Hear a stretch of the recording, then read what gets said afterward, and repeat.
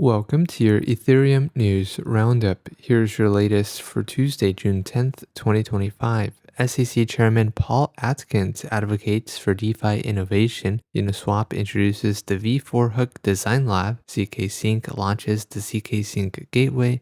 And the Ethereum Foundation publishes a report on its trillion-dollar security initiative. All this and more starts right now. SEC Chairman Paul Atkins delivered remarks during the agency's DeFi and the American Spirit Roundtable, highlighting that decentralized finance embodies key American values such as economic liberty, property rights, and innovation. He also criticized prior SEC leadership for discouraging blockchain participation. Atkins advocated for formal rulemaking, self-custody, and urged regulators to accommodate issuers and intermediaries using DeFi infrastructure. He also proposed exploring a conditional innovation exemption to accelerate the development of compliant DeFi products and services. The Uniswap Foundation launched the Hook Design Lab, a pilot grant program designed to accelerate innovation in Uniswap v4 by supporting teams building with hooks. Uniswap v4 hooks are smart contracts that enable customizable behavior within liquidity pools,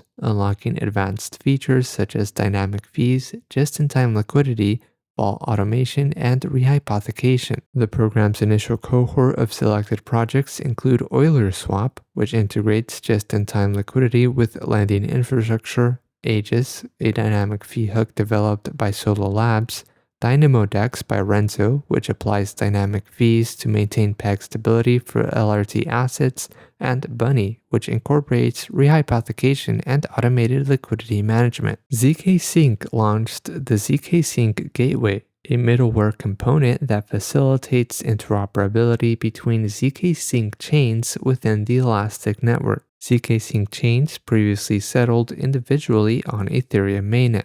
The gateway aggregates multiple proofs into a single proof, allowing ZK Sync chains to choose to access cheaper shared settlement. The ZK Sync gateway also introduces cross-chain messaging, enabling efficient transfers. With an upcoming v29 upgrade, ZK Sync will introduce native interoperability, enabling fast, direct messaging between ZK Sync chains. And lastly, the Ethereum Foundation published a report for its trillion-dollar security initiative, outlining the current security challenges facing Ethereum. The challenges span across user experience, smart contract vulnerabilities, infrastructure and cloud dependencies, consensus protocol resilience, incident response, and governance. Notable issues include blind signing, inadequate privacy, smart contract risks, centralization, and the brittleness of Ethereum's fork and finality mechanisms.